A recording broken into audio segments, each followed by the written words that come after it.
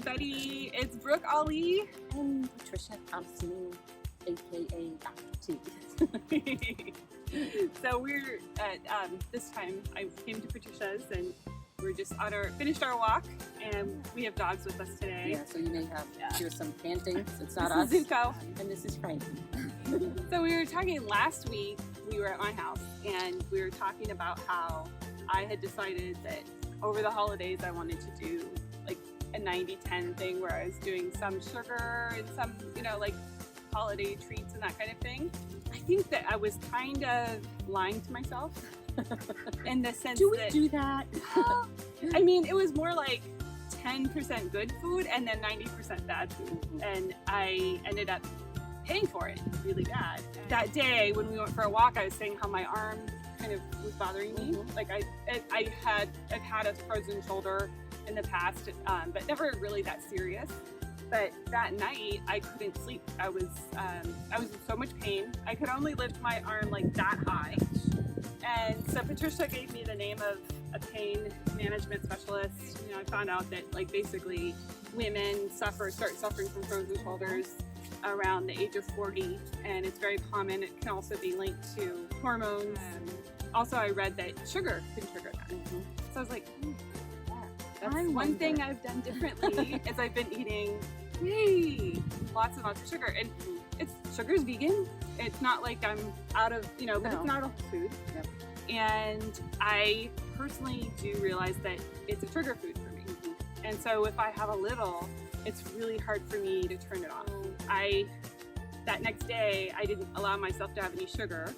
Went to the doctor, showed him my arm, and he's like, okay, I'm not going to treat you until we do an MRI. I did do an MRI, get my neck checked, because he was worried that it could be like spinal damage. Luckily, that was, I got the go-ahead to go forward. He thought it was like really serious. There was a day in between when I saw him. And when I went in, nothing had been done, but I could get my arm up to here. And the only thing different was that I'd stopped sugar. And he was like, I've never seen someone have that much of an improvement that quickly. And he's like, definitely your body is sensitive. He's just saying from his experience and what he's seen come in. For one, he's seen a ton of women that month, like at least 4 women with frozen shoulders. He did some work where he broke up the soft tissue. He told me to take turmeric, and I just ate like a lot of non-inflammatory foods, which is basically a whole food plant-based diet. And when I went in the next day, he's like, if I would have lost a bet, I never in a million years would have bet that you would have been that good, because I was able to get my arm all the way up to the top. He was in shock, and he's like, I was going to have you come twice a week and do this treatment and stuff, but you don't need to. Part of that is the reason why I think you healed so quickly is because your body was in such good healing mode to begin with, because of the way that you always eat. And so this one instance where you ate a lot of sugar and everything caused a big reaction. Your symptoms went up, and then you were able to come down right away because you just stopped it. Yeah. Other people, because if you eat like that all the time, it's a lot harder for your body to heal quicker than it would if you had been eating very healthily. I had also eaten more sugar than I normally eat, and I was waking up, my hands were all stiff and hurting, and I'm thinking, why are my hands? Because they had gone, that hurt had gone away for a long time. I was like, why are my hands all stiff, and my thumb hurts again, and my knee hurts. Yeah. And then I was like, see what happens? So I think for a lot of people, sugar is a trigger food, 1, and 2, that our body's response to it is an inflammatory response, and it causes a lot of... Much like dairy and animal products. Yeah. Because it's not natural. Right. Unless you're just eating lots of peaches, but I don't think your body would respond in that nature. As opposed to eating, processed sugar in kids' cookies, candy, and all that. Well, and it's been fine because I've been having dates and fruit, and that is fine. Right. I think it was a good learning experience. I learned a lot from your experience. I'm glad I didn't have to go through all the pain, but...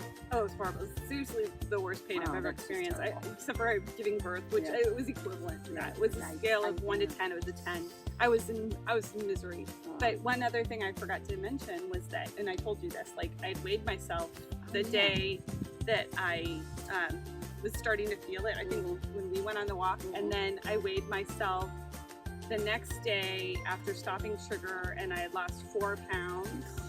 And then I weighed myself the next day and I lost like another 1.4 pounds. So remember, inflammation causes your body to suck up the water in that area. And so you know how you can feel it in your inflamed joints. You get a lot of water buildup.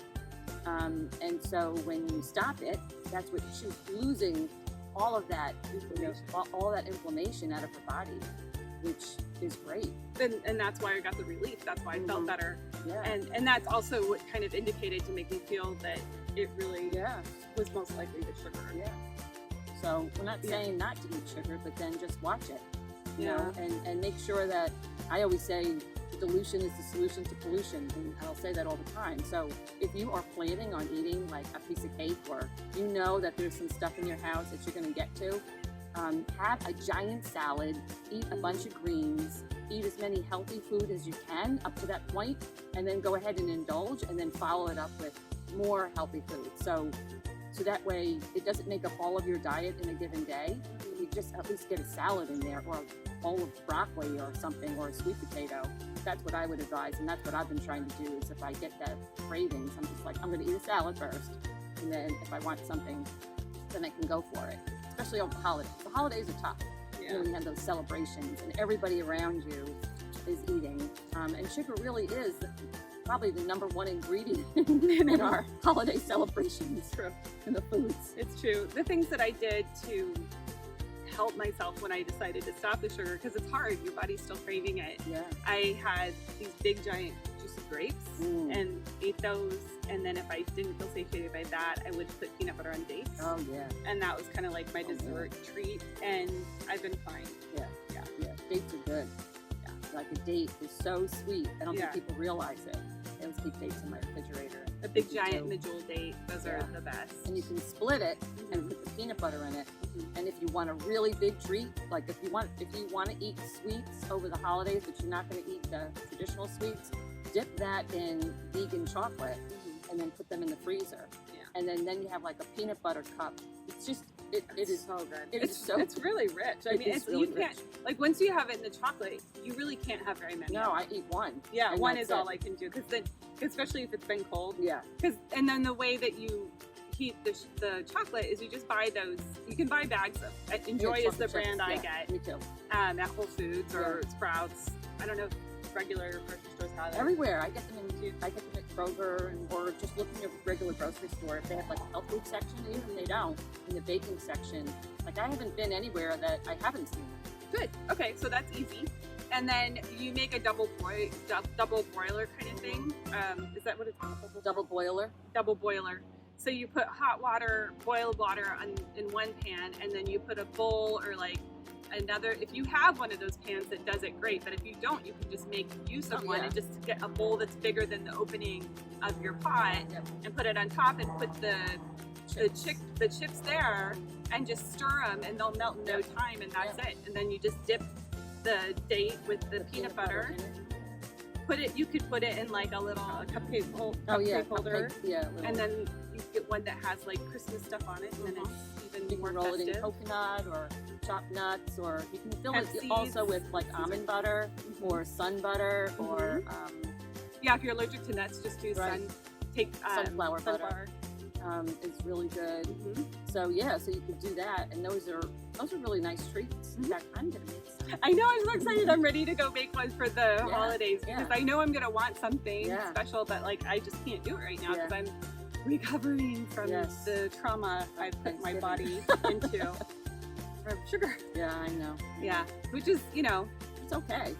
Just sharing, because I'm sure that at our age, this is just one of those things that we tend to get to experience, and you don't have to stay in pain. And he was going to do a steroid shot. He was going to get that, and he's like, you don't even need the steroid shot into your arm. And so, I feel like really, really, thank you for that referral, by the way.